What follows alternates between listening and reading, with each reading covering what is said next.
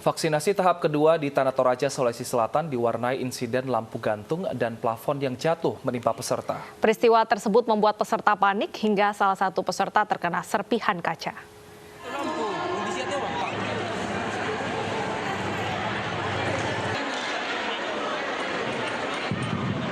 Lampu gantung dan plafon jatuh di Gedung Tamun Mali Kota Makale, Tanah Toraja saat vaksinasi tahap kedua berlangsung. Seluruh peserta vaksin panik hingga berhamburan keluar ruangan. Akibat peristiwa ini, rangkaian vaksinasi COVID-19 sempat terhenti.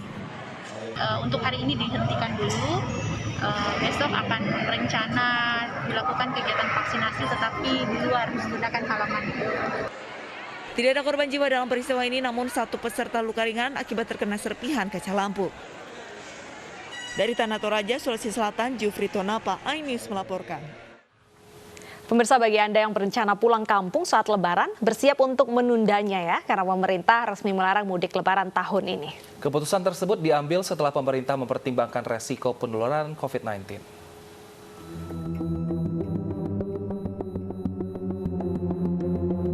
Sebagai upaya mencegah lonjakan penyebaran COVID-19, pemerintah resmi melarang mudik Lebaran tahun ini.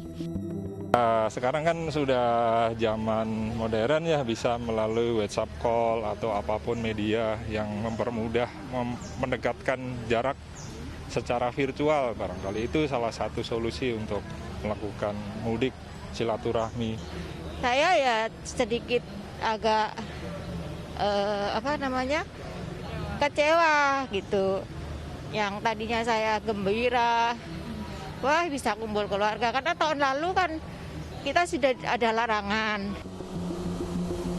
Larangan mudik dimulai pada tanggal 6 hingga 17 Mei 2021. Meski demikian, pemerintah tetap mengadakan cuti bersama libur Lebaran. 2021 mudik ditiadakan. Berlaku untuk seluruh ASN, TNI, Polri, BUMN, karyawan swasta, maupun pekerja mandiri dan juga seluruh masyarakat. Sehingga upaya vaksinasi yang sedang dilakukan bisa menghasilkan kondisi kesehatan yang semaksimal mungkin. Kementerian Koordinator Bidang Kemaritiman dan Investasi menyebut mudik Lebaran berbahaya dan memicu kenaikan angka COVID-19 hingga 30%. Memang kita nggak punya pilihan banyak mengenai libur ini, karena kita lihat pengalaman di Eropa, di India, begitu dibuka ya langsung naik 30%. Nah, jadi itu kita tidak mau. Oleh karena itu kita tadi sudah diputuskan di rapat kabinet libur Lebaran ini kita hold aja dulu. Sebelumnya pemerintah melalui Menteri Perhubungan Budi Karya Sumadi saat rapat dengar DPR mengizinkan mudik Lebaran pada tahun ini. Namun, keputusan itu belum terencana dengan matang dengan pertimbangan pandemi COVID-19 yang belum berakhir. Dari Jakarta, Tim Liputan iNews melaporkan. Untuk mencegah lonjakan penyebaran COVID-19, pemerintah resmi melarang mudik Lebaran tahun 2021. Lalu bagaimana tanggapan para supir bus yang bakal terkena dampaknya? Kita sudah terhubung dengan Mahathir Muhammad yang saat ini berada di Pulau Gebang, Jakarta. Selamat siang Mahathir, apa tanggapan dari pengusaha transportasi dan juga dari pihak supir mengenai batalnya mudik 2021 ini? Ya, Wilson dan Neta, tanggapan dari pihak supir bus atau juga pihak tiketing saat tadi kami sempat berbincang dengan beberapa supir yang memang tadi kami sempat mengajak mereka untuk berbincang dengan kami saat live ini, namun karena posisinya mereka akan segera berangkat, jadi saat ini pun memang keadaannya juga cukup sepi di terminal Pulau Gebang.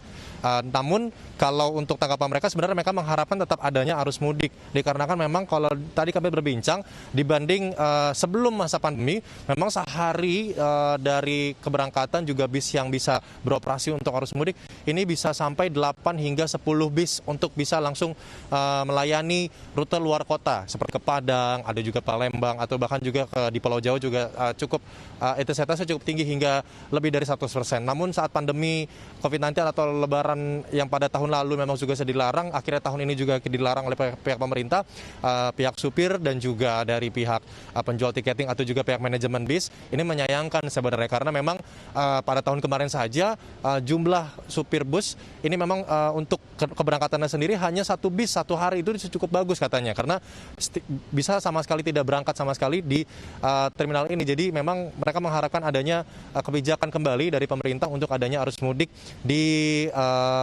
Terminal Pulau Gebang ini. Namun tadi kami juga berbincang tadi dengan sejumlah penumpang yang akan berangkat. Mereka rata-rata memang bukan untuk membeli tiket untuk menghindari larangan libur lebaran sebelum nantinya masuk ke libur lebaran. Namun mereka memang yang kebanyakan tinggal di luar Pulau Jawa atau memang tinggal di luar kota. Namun mereka hanya mampir di Jakarta karena mungkin ada acara atau memang ada keperluan di Jakarta, mereka akan pulang kembali ke daerah asal masing-masing. Ini mereka sebenarnya cukup mendukung sih sebenarnya, karena ada beberapa juga tadi masyarakat dan juga calon penumpang yang menghantarkan orang tua atau keluarganya untuk pulang kampung atau untuk menghantarkan mereka kembali ke kota asalnya. Sebenarnya cukup baik karena pastinya ini bisa memutus mata rantai COVID-19 dan juga vaksinasi juga berjalan baik. Untuk sementara itu kembali ke Wilson dan Deta. Baik, terima kasih Mahathir atas laporan Anda. Tentunya dengan adanya peraturan ini tidak hanya sopir bus saja, pengusaha armada juga tentunya ada yang pro dan juga kontra. Kita akan bertanya langsung dengan Mbak Marisa Leviani, Business Manager PT Safari Dharma Sakti. Selamat siang Mbak Marisa. Baik, Mbak Marisa, bagaimana Anda menanggapi aturan pemerintah yang melarang mudik tahun ini? Oke, kami jujur dari para pengusaha otobus ini cukup kecewa ya sebenarnya. Cuman memang karena kita kan sudah hampir 1 tahun lebih,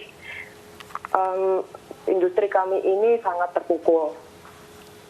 Cuman memang kalau memang ini diharuskan dan memang ini bisa membantu menurunkan angka penyebaran COVID dan untuk program vaksinasi Indonesia, ya tentunya kami mau mendukung, cuman ya kami mengharapkan juga adanya beberapa solusi dari pemerintah terkait dengan bagaimana kita ini para pengusaha otobus adanya untuk bisa survive gitu loh di dalam keadaan ekonomi yang seperti ini. Seperti itu. Baik. Lalu apa usulan dari pihak pengusaha transportasi Mbak agar transportasi ini bisa tetap beroperasi sehingga perekonomian tidak hanya kepada pengusaha tapi kepada supir bus juga bisa meningkat? Kita sih jujur seperti dari kami kita kepinginnya adanya vaksinasi lah untuk penggerak di bidang transportasi darat secepatnya, tentunya untuk terutama untuk kru-kru kami gitu. Mungkin juga ada kedepannya dibantu relaksasi kredit juga, kan kita punya kewajiban juga kepada mungkin para instansi bank, perbankan dan lain sebagainya. Mungkin dibantu juga prokes yang benar-benar diawasi pada saat misalkan ada mudik gitu lah Mbak.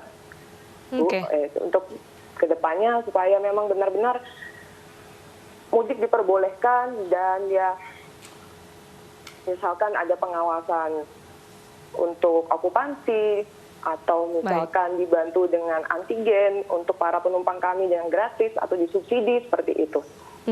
Jadi Anda mengharapkan adanya pengetatan dalam aturan untuk berpergian ya. Lalu bagaimana Anda mensiasati larangan mudik ini supaya transportasi Anda tetap berjalan dan tidak berdampak pada perekonomian sopir bus? Mungkin apa Anda siasatinya bagaimana nanti? Kedepannya tentunya kita akan mencoba sebisa mungkin yaitu antigen untuk para pengemudi kami tentunya. Setidaknya seperti itu dulu Bu. Berarti Anda tidak mengurangi armada ya di Lebaran yang dilarang ini? Tidak. Baik, terima kasih atas informasinya Mbak Marisa. Kita harap semoga apapun nanti kebijakan pemerintah ini dampaknya bisa tetap positif juga ya. Pemirsa, gunung berapi di Yogyakarta kembali menyemburkan awan panas. Tetaplah bersama kami untuk informasi selengkapnya.